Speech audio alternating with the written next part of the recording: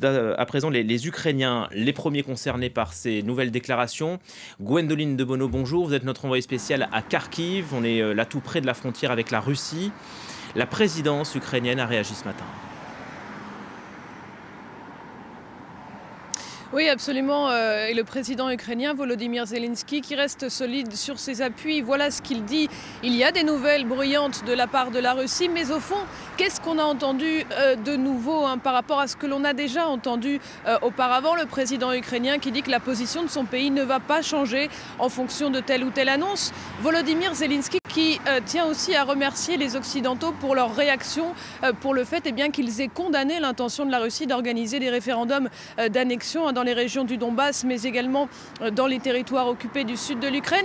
C'est important car avec l'annonce de ces référendums d'annexion, c'est avant tout le soutien occidental, les Occidentaux, que Vladimir Poutine cherche à tester, voire à intimider, tout simplement parce qu'une fois que cette annexion sera formalisée par la Russie, le Kremlin pourra dire qu'une contre-offensive ukrainienne sur ces régions est une attaque directe sur le territoire russe. Et Vladimir Poutine sait très bien que les alliés de l'Ukraine, les États-Unis notamment, font très attention à ce genre de choses, à cette logique d'escalade. Mais c'est la voie qu'a choisie Vladimir Poutine pour se sortir d'une situation militaire qui est extrêmement défavorable aux troupes russes sur le pays.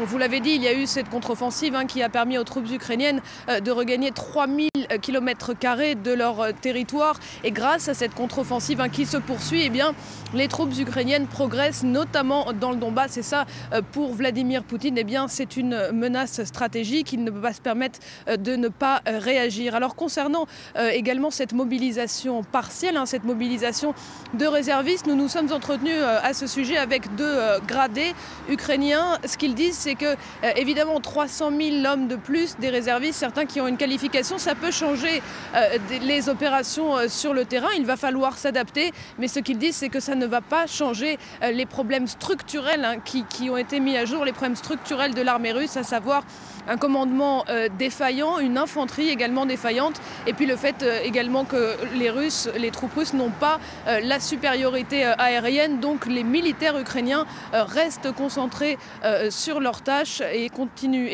pensent bien continuer la contre-offensive qui est toujours en cours.